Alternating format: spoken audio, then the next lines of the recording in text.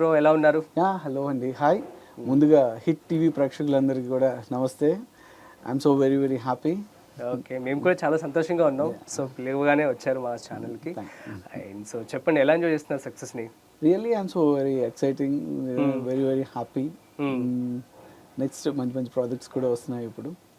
డెఫినెట్గా ఆడియన్స్ అందరినీ కూడా నెక్స్ట్ లెవెల్లో ఎక్సైట్మెంట్గా హ్యాపీగా ఉంచుతానని హార్ట్ఫుల్గా చెప్తున్నా. ప్రతి సినిమాలో మీరే ఉండాలని చెప్పి ఏమన్నా ఎవరి దగ్గరైనా తీసుకున్నారా? అసలు ఏ సినిమా చూసినా మీరే కనిపిస్తున్నారు. అలా ఏం లేదు, గాడ్సే రీసెంట్గా. గాడ్స్ మంచి క్యారెక్టర్స్. డెఫినెట్గా గాడ్స్ గిఫ్ట్. ఒక మంచి సినిమాలో మంచి క్యారెక్టర్ రావడం అన్నది దేవుడు వరవని నేనే ఫీల్ అవుతా. సో అలాగే డైరెక్టర్స్ కానీ ప్రొడ్యూసర్స్ కానీ చాలా సపోర్టివ్గా ఉంటారు. ఎప్పుడు కూడా అరే సూర్య బాగా చేస్తాడు అన్న ఒక ఇంపాక్ట్ ఉంటుంది. సో దాన్ని ఎప్పుడు ఆడియన్స్ దగ్గర మనం అరే అందరూ బాగా మెచ్చుకోవాలి అన్న ఒక క్యూరియాసిటీ కూడా నాలో ఉంటుంది. కాబట్టి డెఫినెట్గా గాడ్స్ గిఫ్ట్ మంచి క్యారెక్టర్స్ పడుతున్నాయి. సో ఏ ప్రొఫెషన్ అయినా సరే, ఏదైనా యాక్టింగ్ తర్వాత యాంకరింగ్ కానీ, సో ఏదైనా ప్రొఫెషన్లో మనం ఎంటర్ అయ్యామంటే సో సాటిస్ఫై అయ్యాం అంటే దానికి మనం న్యాయం చేసామా లేదా అని ఒక డౌట్ అయితే ఉంటుంది. సో మీరు ఏమనుకుంటున్నారు? నేను complete director dependent, directors artist. ఎందుకంటే డైరెక్టర్స్ ఇప్పుడు ఒక కథ క్రియేట్ చేసి దాంట్లో ఒక క్యారెక్టర్ క్రియేట్ చేసి దాన్ని ఒక స్కేల్, ఒక గ్రాఫ్, ఒక బోర్డర్ అంటూ ఉంటుంది. ఆ క్యారెక్టర్కి జస్టిఫికేషన్ అంటూ ఉంటుంది. దాన్ని మనం ఫుల్ఫిల్ చేయగలిగితే మనం సక్సెస్. అందుకే మనం ఎలా బిహేవ్ చేసినా ఏం చేసినా అన్ని పక్కన పెట్టేసి నేను ఫస్ట్ అయితే ఆ క్యారెక్టర్ ఏంటన్నది డైరెక్టర్ గారు ఎలా చెప్తే అలాగా నేను బిహేవ్ చేస్తా. డైరెక్టర్ మీద ఆధారపడి ఉంటుంది. ఎలా మౌల్డ్ చేసుకుంటే అలాగా.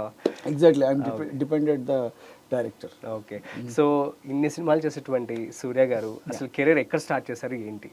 మా అందరికి తెలుసు సై అని చెప్పి, క్రిస్పీగా షార్ట్గా చెప్పేసేయండి. కెరీర్ ఎక్కడో రాజమండ్రిలో స్టార్ట్ చేశానండి. ఇక్కడ హైదరాబాద్లో తేలా continue the journey Hyderabad. So మంచి మంచి ప్రాజెక్ట్స్ అంటే అది రావడం చెప్పాను కదా, గాడ్ అదృష్టం అనే చెప్పాను. ఆ నలుగురు first introducing Rajamouli sir, my గురువు గారు, సై, ఆ నలుగురు, జై చిరంజీవ, కంత్రి, ఉల్లాసంగా ఉత్సాహంగా, హనుమంతు, ఇలా బాహుబలి. సో బ్యాడ్ ఉల్లాసంగా ఉత్సాహంగా హీరో చనిపోవడం జరిగింది. యశోద్ సాగర్. సో ఎలా ఫీల్ అయ్యారు ఆ టైంలో? ఎలా ఉండేది ర్యాపో మీకు? నిజంగా చాలా మంచి ఫ్రెండ్ తను. అసలు ఏ అలవాట్లు లేవు, డ్రింక్స్ కానీ స్మోక్ కానీ ఎవ్రీథింగ్ ఏ అలవాట్లు లేవు. Very nice person, really heartful person, చాలా మంచి పర్సన్. చాలా బాధ కలిగింది, చాలా ఫీల్ అయింది. ఎందుకంటే తర్వాత కూడా కంటిన్యూ తను ప్రొడక్షన్ స్టార్ట్ చేసి మూవీస్ కంటిన్యూ స్టార్ట్అప్ నెక్స్ట్ లెవెల్లో ఉండగా యాక్సిడెంట్ జరగడం చాలా. వాళ్ళ పేరెంట్స్ కూడా ఒకగాని అబ్బాయి, ఒకే అబ్బాయి.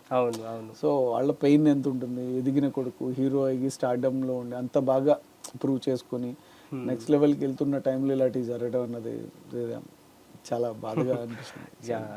So sad to hear and sad news అని చెప్పాలి.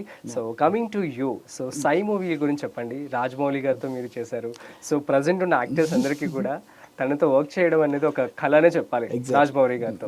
సో అలాంటిది మీకు తనే ఆడిషన్స్ తీసుకొని మరి మీరు సెలెక్ట్ చేసుకోవడం అంటే చిన్న విషయం కాదు కదా.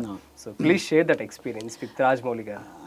లేదండి, నిజంగా అప్పుడు సింహాద్రి ముందు నేను రాజమండ్రిలో నాగదేవి థియేటర్ అని ఆ థియేటర్లో చూసినప్పుడు ఐఎమ్ సో ఎక్సైటెడ్. అంటే ఇంటర్వెల్కి మ్యాక్సిమం అందరూ బయటకు వెళ్ళిపోతారు థియేటర్ నుంచి, అంటే ఒక హాఫ్ అన్ అవర్, ఒక 20 minutes రిలీఫ్ కోసం. సో సింహాద్రి సినిమా నిజంగా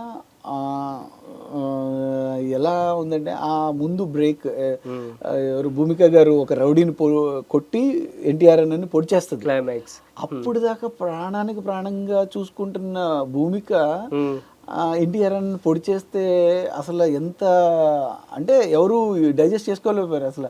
అరే ఏంటిది, వాట్ నెక్స్ట్, అసలు ఇలా పొడి చేయడం ఏంటన్నది ఎవరికి అర్థం కాలేదు అసలు.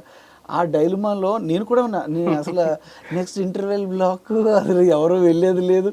అక్కడక్కడ మంది పీపుల్ లెగ్స్ బయటకు వెళ్ళారు. నేను అది చాలా నోటీస్ చేశా.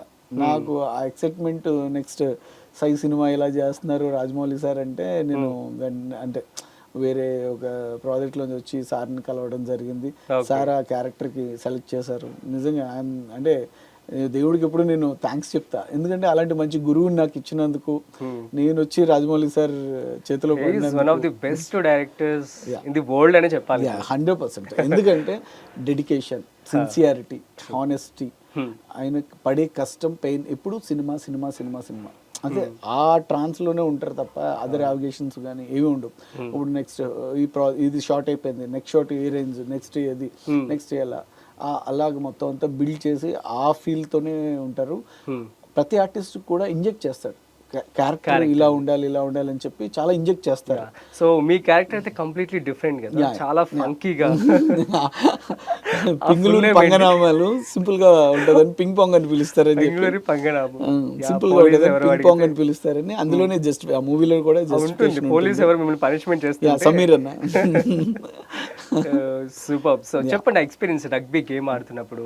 రగ్బీ గేమ్ అనేది ఎవరికి తెలియదు, ఆ తర్వాత అందరికి తెలిసింది. ఆ గేమ్ ని తీసుకొచ్చి మేము మమ్మల్ని అందరినీ ప్రాక్టీస్ చేయించి మోటివేట్ చేసి క్యారెక్టర్స్ ఇలా ఉంటాయి, ఇలా పాస్ చేయాలి, బాల్స్ ఇలా ఫౌల్ అవుతుంది, ఇలా ముందుకు వెళ్ళి చేయకూడదు, బాల్ ఫౌల్, ఒక 1 స్టెప్ బ్యాక్ ఉన్న వాళ్ళకే బాల్ ఫార్వర్డ్ చేయాలి. ఇదంతా కూడా అంటే ఎమిల్ అని ఇటలీ నుంచి వచ్చారు కోచ్, ఆయన రాజమౌళి సార్ మొత్తం అంతా స్క్రీన్స్ వేసి ప్రొజెక్టర్స్ వేసి ఆ క్యారెక్టర్స్ ఎలాగ అంటే గేమ్ ప్లేయింగ్ ఎలా ఉంటుంది, అందులో క్యారెక్టర్స్ ఏంటి, ఎవరెవరి పొజిషన్స్ ఏంటి, ఇవన్నీ కూడా చాలా బాగా ఎక్స్ప్లెయిన్ చేశారు. సో అలా ఎక్స్ప్లెయిన్ చేసి అంత పెయిన్ అంత అంటే అది నాట్ ఏ మామూలు సినిమాల్లో తీసే సినిమా అయితే కాదు. ఎందుకంటే రన్లో ఉన్న వాళ్ళని క్యాచ్ చేయాలంటే సెంధిల్ అన్న, కెమెరామెన్ సెంధిల్ అన్న కూడా చాలా ఎవ్రీబడి ఈజ్ హార్డ్ వర్కింగ్. అవును, తెలిసిపోతుంది ఆ సినిమా చూస్తుంటే ఎంత బాగా కనెక్ట్ అవుతారు స్టూడెంట్స్ అయితే బాగా కనెక్ట్ అవుతారు. ఇప్పటికి చాలా మంది కాలేజ్కి వెళ్తున్నా, ఏ ఫంక్షన్స్కి స్కూల్స్కి వెళ్తున్నా పింగ్ పాంగ్ అని అరుస్తూ ఉంటారు. I'm so really happy. ఎందుకంటే బాగుంటుంది కదా ఆ గుర్తింపు ఆ పేరు నాకు ఇచ్చినందుకు రాజమౌళి సార్కి ఎప్పటికీ థ్యాంక్స్ చెప్పు. మరి